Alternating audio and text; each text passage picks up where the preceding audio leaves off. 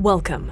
You're listening to the Malcontent News Russia-Ukraine War podcast, the show that cuts through the fog of war and updates you about the ongoing conflict in Ukraine. Don't forget to like, comment, and subscribe on Apple Podcasts, Spotify, and Google Podcasts.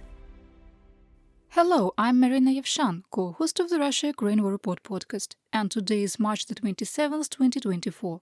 It has been 3,712 days since Russia started covert military operations in Crimea, 10 years and 36 days since the start of the Russia-Ukraine war, and 2 years and 33 days since Russia expanded its war of aggression. Today's podcast looks at events that happened on Tuesday and Wednesday morning. During the podcast, you will find the Russia-Ukraine war map helpful to visualize the areas discussed. A link is in the podcast description. The Russia-Ukraine War Report is compiled by our team from around the world. Today's report includes information from our direct contacts and journalists in Ukraine, the Russian Ministry of Defense, the General Staff of the Armed Forces of Ukraine morning reports, operational commands north, south and east of Ukraine, open source intelligence, our in-house team of analysts and geospatial experts, and pro-Ukrainian and pro-Russian male bloggers and social media channels with a track record of trying to be accurate. We have one mission, the truth, because the truth matters.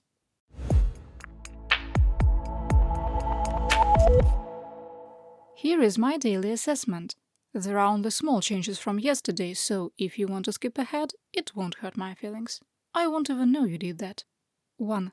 Russia is taking advantage of the United States' inertia to restart its campaign to destroy Ukraine's electrical infrastructure.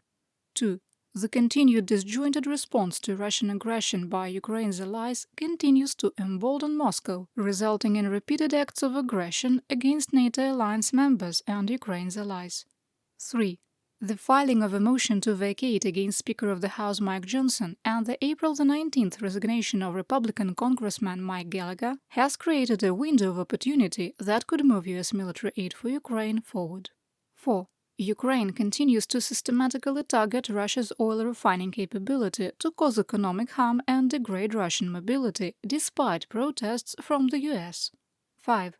Based on statements made by Russian President Vladimir Putin and his proxies, and the actions and inactions of Ukraine's allies, the world remains in the early stages of the mutually assured destruction and stability paradox. 6. The second phase of the Russian 2024 winter offensive has reached its culmination point, and Russia is preparing for a summer offensive. 7. While the possibility of an intentional nuclear accident caused by Russian occupiers at the Zaporizhzhia nuclear power plant remains low, the condition is more serious than what the International Atomic Energy Agency is reporting.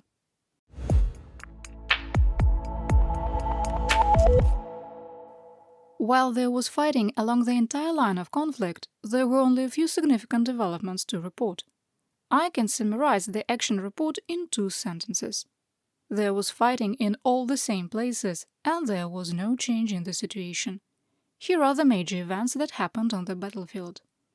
Russia initiated 50 ground attacks on March the 26th, with 21 in Novomykhailivka in the Vuhledar area of operation, or AO. Russian mercenary male blogger Wogonzo reported that Russian troops continued their attacks on the eastern edge of Georgievka and the southwestern edge of Pobeda without success. Heavy fighting continued in Novomykhailivka, mostly led by waves of Russian infantry units. Ukrainian forces are holding their new defensive lines that cut through the center of the settlement.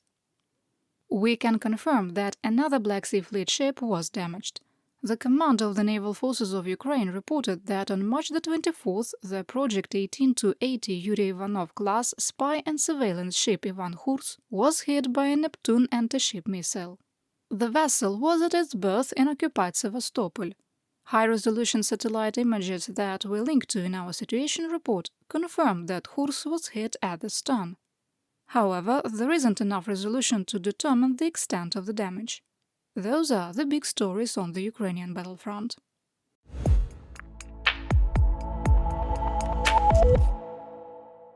Lumber and timber from Kazakhstan is passing through Belarus to Poland despite sanctions and is distributed across the European Union using forged documents, according to a joint investigation by Skims and Gazeta Wyborcza. In 2023, according to Eurostat, 68 million euros of timber moved across the Polish border, a 500% increase from 2022. When asked for an explanation, Polish customs officials told the journalists that it does not have, quote, the physical ability to check all customs declarations. The Ministry of Foreign Affairs of Poland added that enforcement of sanctions is not part of their capabilities.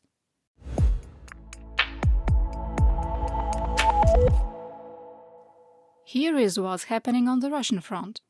The head of the Federal Security Service of Russia, FSB, Alexander Bortnikov, baselessly blamed Ukraine for the March the 22nd terror attack in Moscow. He did confirm that the United States provided anti-terror intelligence to Russia on March the 7th. Quote, this information was of a general nature about the preparation of terrorist attacks in places of mass gathering of citizens. We responded to this information and, of course, took appropriate measures. Unquote. However, he claimed that the March the 22nd attack was a separate event. Russian Foreign Minister Sergei Lavrov rejected an offer by Interpol to assist with Moscow's ongoing investigation into the attack. Quote, we can handle it ourselves. We are already accustomed to the double standards of the West. Unquote. You can handle it yourselves. You couldn't even handle a 3-day special military operation. Our analysts investigated claims that potential Russian security agents at the Crocus City Hall concert venue were involved in the apprehension of the terrorists near the border of Belarus. In our assessment, there was insufficient evidence to conclusively identify the men in the pictures as being the same people. Multiple videos during the capture and court hearings of the terrorists do confirm that some Russian security agents are so-called men in blue who wear blue jeans and dark blue jackets or shirts. But there is nothing more to be concluded. The overwhelming evidence shows that ISKP committed the attack. We are looking forward to moving on from having to pull apart conspiracy theories and disinformation. In St. Petersburg, a teen and an adult were arrested for sabotaging railroad infrastructure near the Udelnaya station. Honestly, the whole report about the suspects is, in a word, bonkers. The teen was turned over to the juvenile court, while the adult faces up to 20 years in prison. On March the 22nd, in the enclave of Kaliningrad, a natural gas distribution point and pipeline were sabotaged, causing an explosion and fire. Russian officials reportedly tried to cover up the incident as an accident, later announcing they were searching for the suspects. In our assessment, fighting between Free Russian Liberation and pro-Putin forces in Bryansk, Kursk and Belgorod has ended. We updated the war map to show the withdrawal of the Free Russian forces. Heavy shelling of the city of Belgorod continued for the 15th day in a row.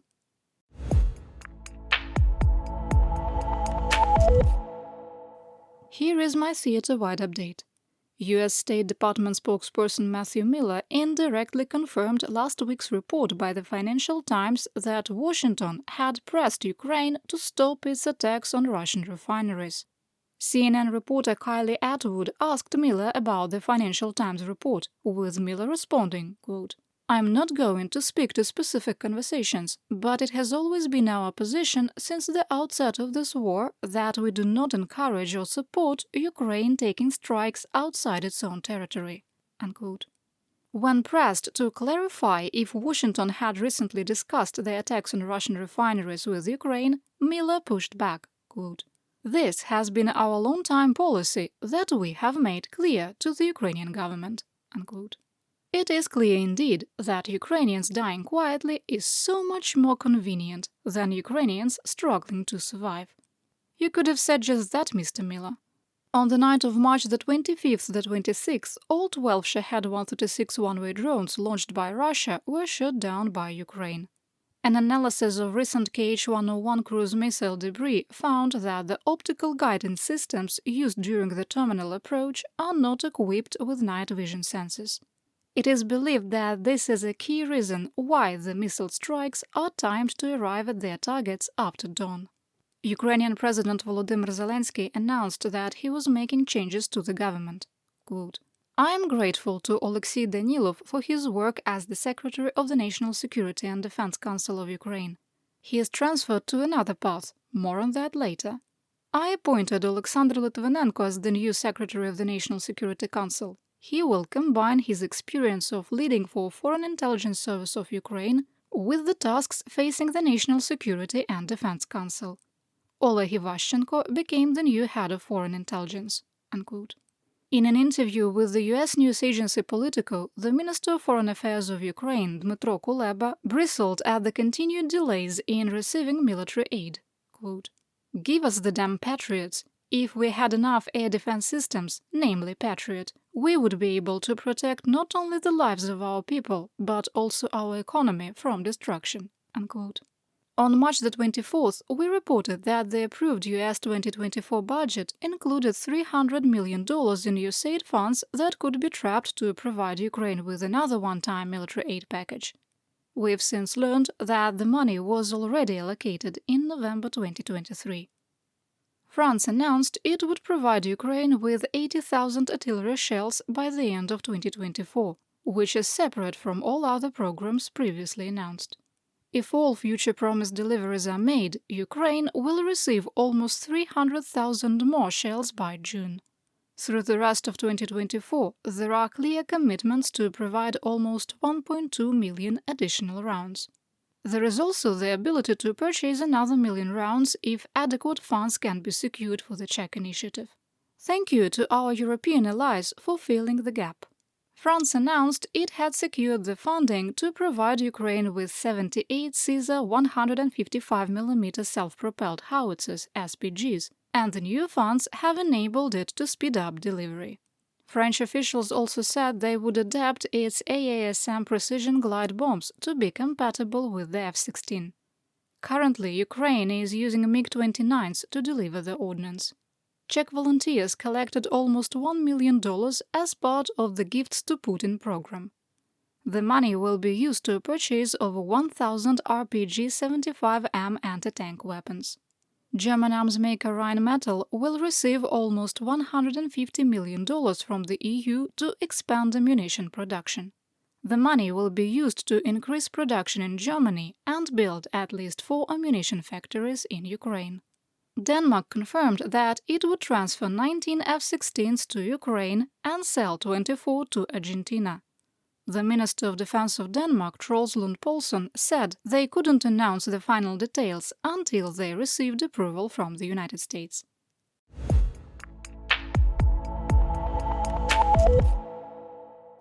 We haven't talked about the land of Mobiks, Mobilization and Mir in a while. Russian Minister of Defense Sergei Shoigu scoffed at reporters when asked if additional mobilization would be required, calling the question, quote, "complete stupidity." The repeated rumors and questions about future waves of mobilization in Russia are pointless because the September 21, 2022 partial mobilization decree was never rescinded and the Ministry of Defense has never stopped mobilization.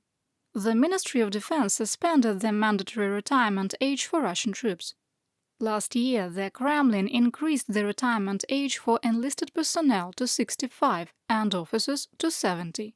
The change was reportedly made due to the shrinking number of experienced junior and field officers and the inability to train replacements fast enough. According to the Russian Officers Killed in Ukraine project, 3,812 officers have been killed in combat through March 22, 2024, just over 5 a day. That includes 1,896 junior officers and 1,302 field officers. Not all officer deaths are publicly reported, so the actual number is higher. Reacting to Russia's response after the March 22 Moscow terrorist attack, the Ministry of Foreign Affairs of Kyrgyzstan issued an advisory to avoid travel to Russia. The notice cited enhanced security measures and expanding anti-terror programs. Tajiks living in Russia have been advised not to leave their homes after dark and to avoid public events. Russian security services have reportedly requested all employers to provide the name, passport information, and address of all employees who are citizens of Tajikistan. Even though the terrorists that attacked Moscow came from Tajikistan and traveled to Russia through Turkey. And despite being connected to ISKP in Afghanistan and attempting to flee to Belarus, Moscow wants you to believe this is all Ukraine's fault. Away from the planet of pink ponies, the warnings are further indications that the CSTO alliance is fraying. Just one big happy family. The Russian Federation suspended the delivery of 2 S-400 air defense batteries to India, telling New Delhi that they were needed for Russian defense. This is at least the third arms shipment Russia has delayed or outright cancelled since it expanded its war of aggression against Ukraine in 2022. I see BRICS is one big happy family too. Some listeners may find the next segment offensive. It contains racially charged language and describes a hate crime incident. But we think it's important to share we found some Nazis, but not in Ukraine. A group of young men in the Moscow metro accosted a woman from the Yakutia region. In the video, the woman is told, quote, "Now get the f*** out of here. Russia is for Russians, Moscow is for Muscovites, Africa is for and dumps are for Hachis." Quick sidebar, that's a derogatory term for people from Caucasus and those who appear Muslim. He finishes his verbal assault by declaring, quote, "Glory to Kliva." Kliva is a nickname of a Russian Nazi ideologist, and makes a Nazi salute. At least 4 men were involved. Wonderful Russian Mir. You're listening to the Malcontent News Russia-Ukraine War podcast. Our team of journalists, researchers, and analysts is funded by readers, listeners, and viewers just like you. To support independent journalism, please consider becoming a patron. You can find us on patreon.com/malcontentnews.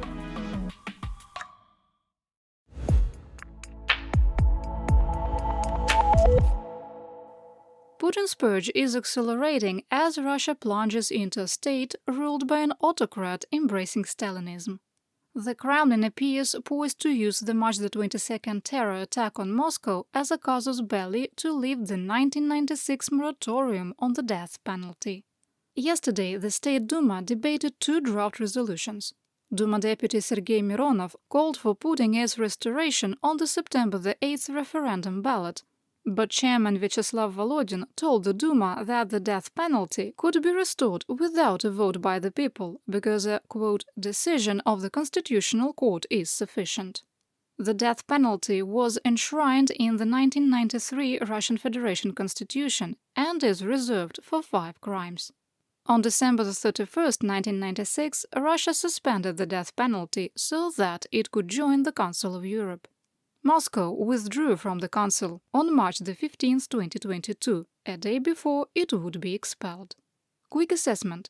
Because Russia views the illegal annexation of occupied Luhansk, Donetsk, Zaporizhia, Kherson and Crimea as legitimate, the restoration would almost certainly extend to occupied Ukraine.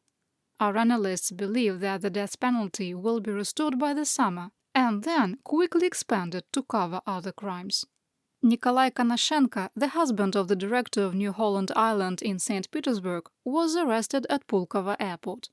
Konashenko has been charged with justifying terrorism and is facing 7 years in prison for social media posts on the banned platform Facebook. After his arrest, state security services released a forced confession and apology video. His wife, Roxana Shatunovskaya, was forced to resign her directorship. A woman in Belgorod was arrested under Russia's so-called Don't Say War laws after criticizing the lack of response by Moscow to civil unrest in the Belgorod region. Speaking on a live stream, the woman said, quote, "They are happy that my son is dying in the war, but I am happy that they are dying there. This is a separate state. They live as they want. F*** you, City Hall. Let's talk to you about Belgorod. They are bombed every day. And every day people die there. No, we won't talk about Belgorod, this is par for the course." Unquote. A person watching the stream wrote a denunciation and she has been charged with justification of terrorism. A St. Petersburg court has formally charged 76-year-old physicist Alexander Kuranov with treason.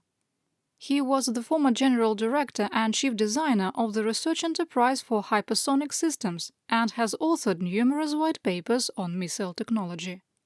Kuranov has been held in pre-trial detention since 2021 and is accused of transferring state secrets. He is the 13th engineer who worked on Russia's hypersonic missile programs to be charged with treason. A Moscow court extended the detention of Wall Street Journal reporter Evan Gershkovich another 3 months. Gershkovich was arrested in Yekaterinburg a year ago and charged with espionage. Moscow has yet to provide any evidence or outline its case. He is the first American journalist to be charged with espionage since the Cold War. Roskomnadzor is preparing to monitor all internet traffic and communications through public Wi-Fi as a measure to counter threats to the Russian Federation. The announcement was made before the March 22 terror attack on Moscow. This next story sits between the line of Russian mir and a war crime. Russia's favorite book burner, State Duma Deputy Elena Yampolskaya, has submitted a draft law that would establish new rules on books available in libraries. The law would target material authored by declared foreign agents and anyone on the Rosfin monitoring list of extremists and terrorists. Officially, Russia does not have any book banning laws, opting to use political and public pressure to drive censorship. Now, here's the war crime part. The law would also limit people living under occupation from accessing Ukrainian literature, claiming they are, quote, equipped with Ukrainian propaganda literature which is clearly anti-Russian in nature and directed against Russian socio-political leaders, and books glorifying nationalists and traitors, unquote.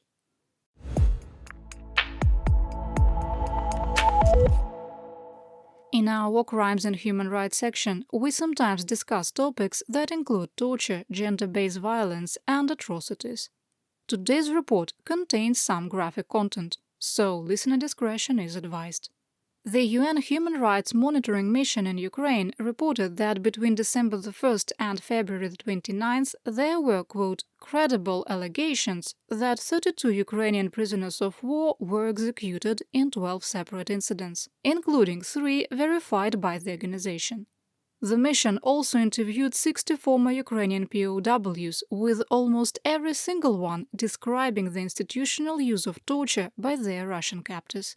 This included beatings, electrical shocks, mock executions, threats of execution, and being held in stress positions.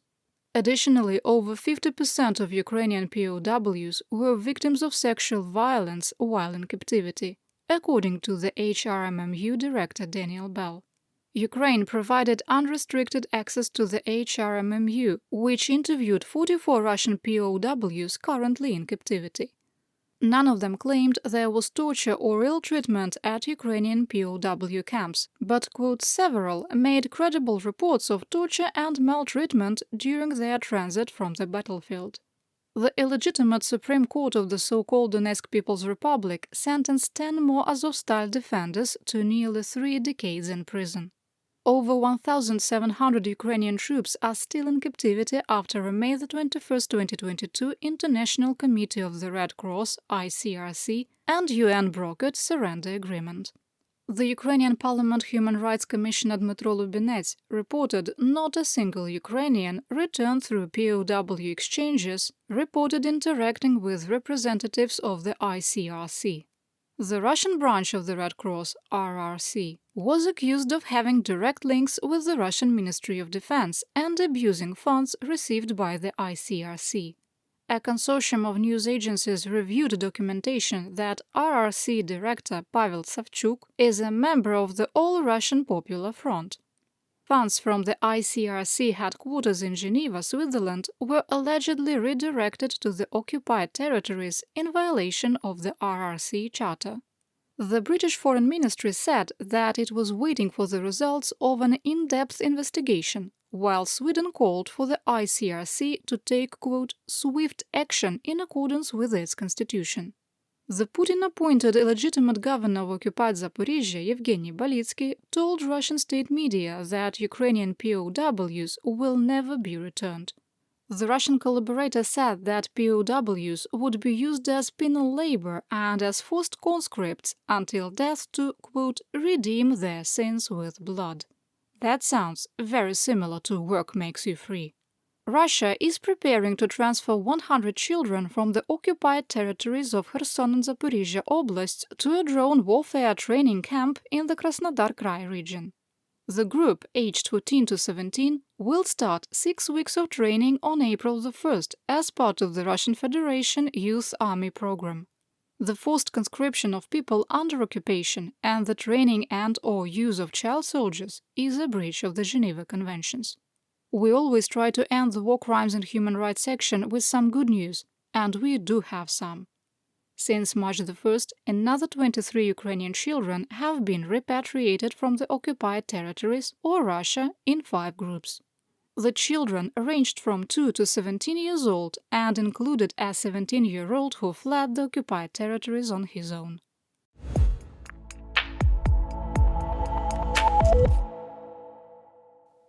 There are some key events in geopolitics I need to cover as I wrap up today's podcast. The illegitimate Minister of Foreign Affairs of the self-declared breakaway Republic of Transnistria in Moldova, Vitaly Ignatiev, told Russian state media that there are no plans to submit a request to Moscow for annexation. The statement provides final confirmation that all the political drama in February was just a psychological operation. In breaking news, Serbian President Aleksandar Vučić wrote on Instagram that difficult times were ahead, stating that he had received news that, quote, directly threatens our vital national interests. It is unclear what Vučić considers a threat to vital national interests, but the post comes a day after he hinted that Serbia would withdraw from the Council of Europe if Kosovo is allowed to join. The Russian Federation started an intense disinformation campaign in the Balkans early in March, and tension between Serbia and its neighbors has gotten progressively worse in the last 2 years. And that's what we know. Your support of my home, Ukraine, helps us make history and protect the future for all. You've been listening to the Malcontent News Russia-Ukraine War podcast.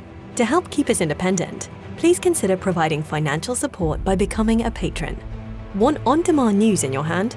Download the Google News app and make Malcontent News one of your favorites to receive breaking news updates. Thank you for listening.